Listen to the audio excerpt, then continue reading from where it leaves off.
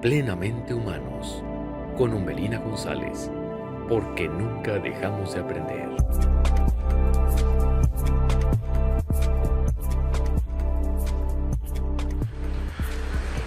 Hola, ¿qué tal? Yo soy Umbelina González, esto es Plenamente Humanos y no saben la emoción y el gusto que es estar otra vez en la Feria Internacional del Libro de Monterrey, pero más gusto tener la gran oportunidad de platicar con una amiga de muchos años muy querida, alguien que conozco desde hace varios años, pero encontrarla aquí y poderla entrevistar respecto a este libro suyo, El Refugio, que está aquí y lo pueden adquirir en el stand de Escritores Independientes, es el 231, sí. Cómprenlo, está bellísimo, pero qué mejor que de viva voz de María Pilar nos cuentes sobre qué trata El Refugio.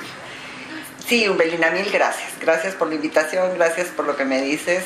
Te admiro mucho y me da mucho gusto estar contigo. Mira, el libro es un libro histórico, es una novela histórica, es basada en hechos reales, la historia de una familia contada desde el punto de vista de una niña que entonces tenía 13 años, que los agarra la guerra civil en España cuando Franco da el golpe de Estado y tienen que exiliarse. Se exilian a Francia y en Francia pues acaba la guerra civil en España y empieza la Segunda Guerra Mundial, que de hecho ya ves que dicen que Hitler usó España como campo de pruebas. Así es. para practicar ahí con todas sus armas para la Segunda Guerra Mundial. Entonces en la Segunda Guerra Mundial en Francia pues no la pasan muy bien porque no tienen dinero, porque ahí están los campos de concentración, mi abuelo estuvo en uno, porque empieza la Segunda Guerra Mundial y los nazis entran en Francia y entonces ellos tienen que huir nuevamente de Francia y se exilian en México. Toda esa historia está narrada desde el punto de vista, es una historia finalmente familiar, es mi familia, ¿no? Es su familia, sí.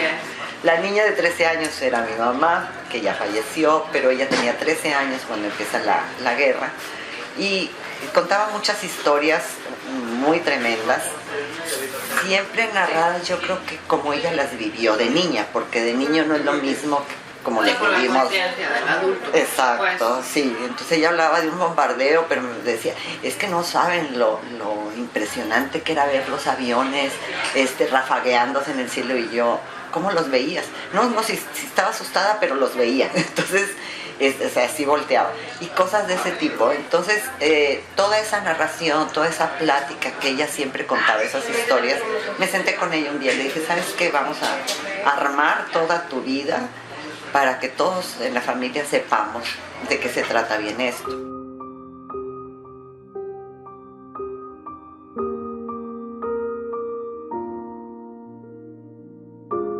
Fue algo yo creo que bastante complicado, como cualquier exilio, cualquier migración, porque irte del contexto en el que siempre has vivido y llegar a un país totalmente desconocido, que no sabes a qué.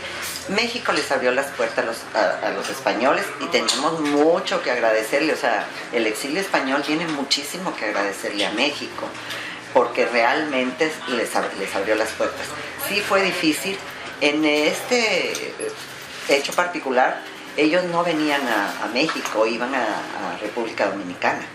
Pero cuando el barco llega, Trujillo, que era también un dictador, dice, no, a mí me dieron muy poco dinero, necesito que me den más. El exilio tenía la JARE, que se llamaba, que era la Junta de Auxilio a los Republicanos Exiliados, y españoles, republicanos españoles, y ya no tienen tanto dinero. Entonces le piden a México si puede recibir ese barco. México ya le había dicho a España, ya había recibido muchísima gente, muchísimos barcos, había recibido a los niños de Morelia. Exacto. Que son niños que sus papás los mandaron para salvarlos de la guerra. No regresaron. Y nunca regresaron. ¿En qué barco llega tu señora madre? Llegan en el Santo Domingo. Sí. Es de los últimos. Es el último barco, ¿verdad? Que llega.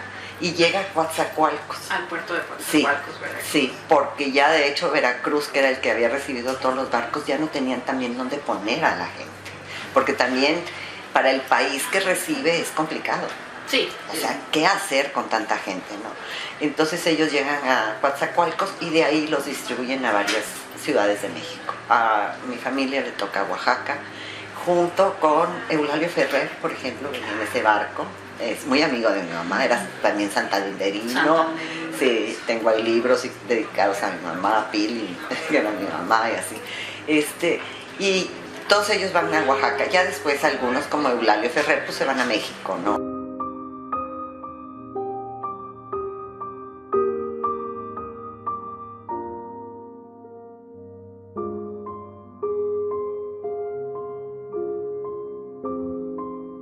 Mira, por un lado a mí me gustaba escribir de toda la vida. Yo escribía cualquier tontería que se me ocurriera y luego di clases en el TEC y ahí escribimos un libro de texto también. Entonces era algo que me llamaba siempre la atención. Pero por otro lado estaba lo que mi mamá contaba, que eran pequeñas historias así sueltas, que también me llamaban mucho la atención. Cuando ya fuimos más grandes, digo, las oí desde chica, pero cuando ya fuimos más grandes y empezaron los nietos a visitar a mi mamá los domingos, se sentaban todos así a oír las historias. Entonces ahí fue donde dije, es que esto vale la pena. Realmente vale la pena escribirlo porque es toda una historia. Entonces ya me senté con mi mamá, le dije, voy a venir todas las tardes con mi grabadorcita, que no había entonces cómo grabar en el teléfono, ¿verdad? Entonces con mi grabadora y ahí grababa lo que me decía. Lo que hacía era llegar a mi casa, investigar un poco, compré un montón de libros porque realmente yo no tenía mucho conocimiento de... Claro, conocimiento histórico y de documentar. Sí, me empecé a documentar, a ver toda la parte anterior, incluso a la guerra civil, porque hay toda una historia, ¿no? Antes. Y empecé a unir las cosas. Empecé a conocer gente también en internet que también tenían relación con el exilio, que me mandaron datos. A un investigador escocés de la Universidad de Edimburgo, que es experto en historia de España, porque vivió en España muchos años, hizo una investigación tremenda de toda la guerra en Santander. Y me mandó cartas de mi abuelo, cartas de varios mandos republicanos con mi abuelo. Entonces contacté en Francia, hubo un abogado que ayudó mucho a mi familia y este hombre estuvo en Bayona, los contactó a los hijos y tengo contacto también con los hijos de este abogado que mi mamá adoraba, ¿no? Entonces empiezas a entrar en la investigación histórica y no acabas, porque es más y más y quieres saber más. Entonces fueron 3 años de internet, libros, me iba a la librería Iztaccíhuatl, oigan, consíganme libros. Entonces nada más me andaban ahí, cada fin de semana iba a ver qué me habían conseguido. Sí, el Ateneo Español me facilitó también algunas cosas que les pedí. Entonces ya surge no nada más la historia de la familia, sino la historia de la familia dentro de todo el contexto de las guerras y de ese exilio doloroso que tienen que hacer primero de España a Francia y después de Francia a México, ¿no?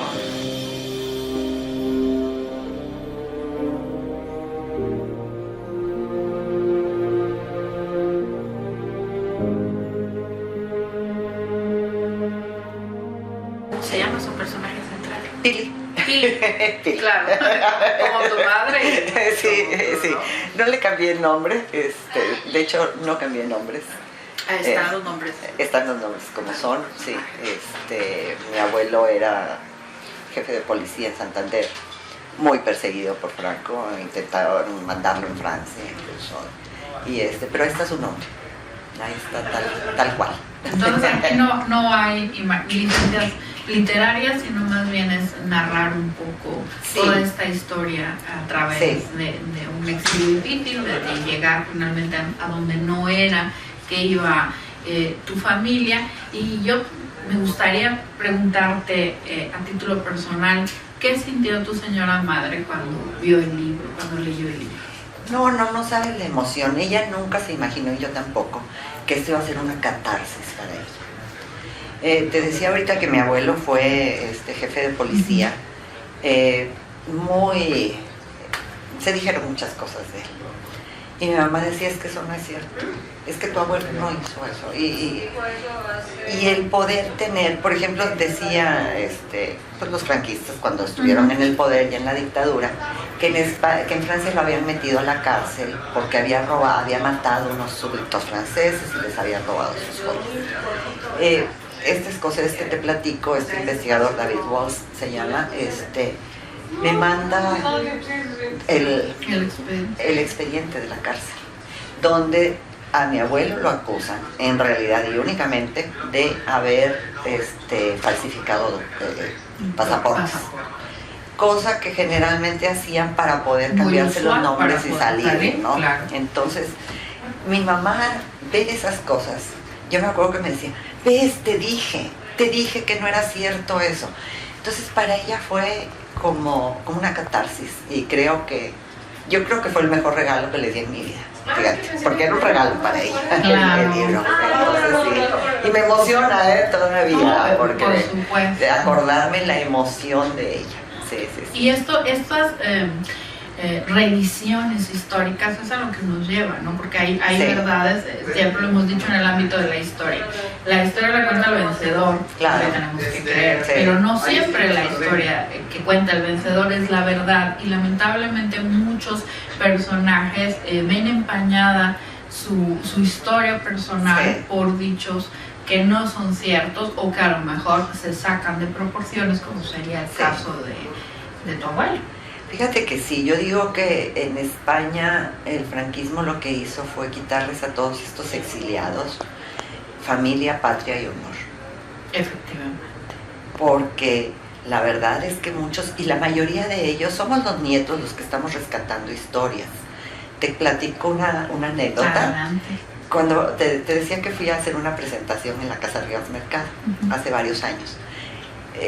Por esas coincidencias de la vida, la amiga que estaba organizando todo me dice, oye, hay una persona que yo conozco a sus hijos que es exiliado y que me encantaría que presentara tu libro. Mira, ¿cómo ves? Se llama Néstor de Buen. Le dije, no me digas. Néstor de Buen venía en el barco con mi mamá. ¿De veras? No, pues sí, pues obviamente, primero le dijeron los hijos, está muy reacio, él no quiere hablar de estos temas. Le dan el libro, lo lee y dices, voy. Llega la presentación, él empieza a platicar su historia también, y platica del barco, cómo venían, esto y lo otro, entusiasmado. Se acercan los hijos al final y me dicen, gracias. No sabes lo que este libro le hizo a mi papá. Mi papá en la vida quería hablar de esto. A raíz de que lo leyó, nos empezó a platicar cosas, se sintió como que se sintió acompañado en toda esa vida que tuvo que vivir, y se vio reflejado en muchas cosas, y empezó como que a sentir que, ok, no todo lo que dijeron de nosotros es cierto, y podemos hablarlo y podemos decirlo. Sí, es una reivindicación histórica, sí. ¿No? Y qué oportunidad de viva voz de quienes lo participaron, porque lamentablemente hasta el día de hoy hay muchos silencios, y si no es por trabajos como el tuyo, que yo te quiero felicitar. Gracias, la verdad, Belinda, porque hay que tener valor para salir y contar estas cosas, porque a veces, y siempre va a ser más fácil callar, ¿no? Pero atrás de la historia personal de cada una de las personas, las razones que sean que tuvieron que abandonar su país, pero particularmente el exilio republicano español, puede ser unas circunstancias muy difíciles, muy duras para todos, con una carga histórica, una etiqueta, una marca, que tristemente hasta ahora, que dices nietos o bisnietos, sigue esa marca en muchos de ellos, y todavía ni siquiera quieren hablarlo. Entonces, tener la valentía de contarlo como lo cuentas tú en este libro, El Refugio, de decir los nombres y decir no es toda la historia como nos la contaron, pues es de aplaudirse, y yo por eso te felicito, porque cada quien lee esto y tiene este pasaje como el que nos acabas de compartir, es darle otra perspectiva y quitarse culpas. Muchos murieron con la culpa. Y la culpa de algo que no era más que la justicia, ¿no? Porque finalmente la historia dio la razón a quienes estaban en contra de todo ello, pero a muchos les costó la vida, como tú dices, la vida, el honor, la patria, nunca regresaron. Aquí tenemos enterrado al mayor poeta del exilio republicano, Pedro Garfias, que muere solo, lejos, nunca regresó, digo lejos, solo de los españoles, porque muy acompañado de los otros pero españoles. Pero su familia, entonces, llegaron solos a un país, como te decía, pues desconocido, medio salvaje aparte. Yo no sé qué impresión haya tenido, ¿verdad? Pero bueno, mi mamá lo que sí platicaba es que cuando llegan a Coatzacoalcos, el recibimiento es tal, sí, que hasta se asustan porque ven militares. Entonces, militares, en esa época, ¿qué está pasando? No, entonces se dan cuenta que están ahí para aplaudirles y para darles la bienvenida. Entonces, wow, o sea, fue algo que dices, de veras, cuánto agradecimiento. Y fue Lázaro Cárdenas el los recibió. Que los recibió en México.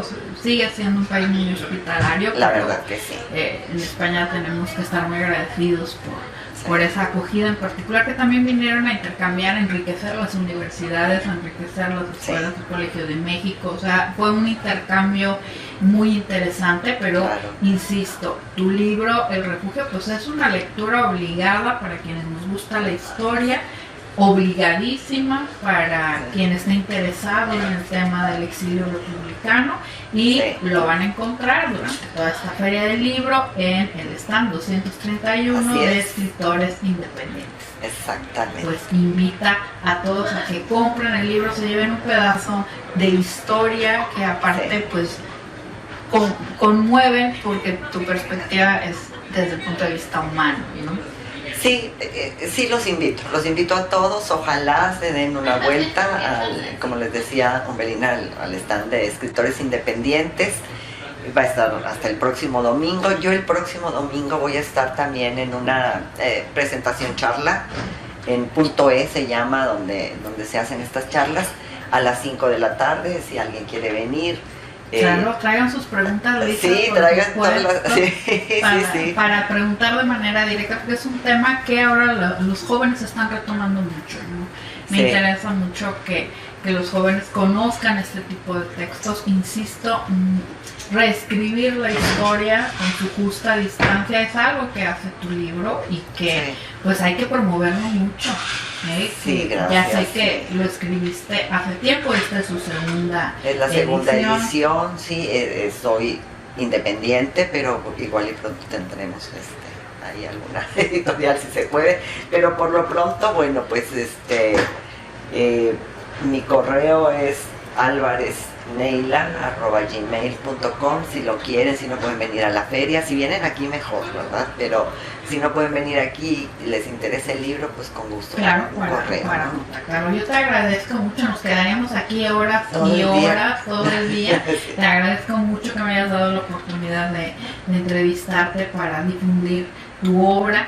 Es un libro interesante que aparte me dijo un pajarito por ahí que en algún tiempo pudo haber sido el guión de una película. Esperemos que ahora en esta segunda vuelta de tu libro y de que otra vez comencemos a hablar de él, ojalá logre verse en un contenido y pudiera convertirse en película, porque son historias que tienen que ser contadas. Yo te agradezco infinitamente, y yo sé también que alguien que ya nos acompaña no está entre nosotros, Alfonso Vera, otro gran escritor sobre el exilio republicano. Estamos de fiesta de que estés presentando aquí en la Feria Internacional del Libro de Monterrey este libro, El Refugio. Gracias, Umbelina. Y nada más así para terminar, ya que mencionas a Alfonso, pues yo lo recuerdo siempre con mucho cariño también. Él venía en el mismo barco que mi mamá, era como salió alguna vez en el norte, ¿verdad? El Benjamín de la expedición, venía de 3 meses y pues a pesar de que venía de 3 meses era bien español. Era bien español, y bien mexicano. Bien mexicano y sobre todo un gran difusor de estas letras. Sí. el autor de varios De libros varios libros. también sobre este pasaje, en especial esta travesía Sí. que llega, el último barco que llega a Coatzacoalcos. Entonces hay muchas historias que contar, gracias, insisto, en que tú te tomas el tiempo. Escribir un libro no es fácil, Pero con gusto. aún teniendo la fuente de información primaria como era tu señora madre. De todas formas, mueve fibras, es difícil contar nuestra propia historia y desnudarla ante todos para compartirla de esta manera tan generosa. Entonces espero que mucha gente empiece a hablar y compre y lea el libro El refugio de María del Pilar Álvarez. Gracias, Umbelina. Muy, muy agradecida por tu entrevista, por tu cariño y por todo el cariño a todos estos temas y por toda la promoción que haces de la cultura. Muchas gracias a ti. Ya saben, yo soy Umbelina González. Esto es Plenamente Humanos, porque ya saben, nunca dejamos de aprender. Gracias. ¡Qué maravilla! Muchas gracias, Umbelina, qué bárbara. Ay, ay, voy. Plenamente Humanos, con Umbelina González, porque nunca dejamos de aprender.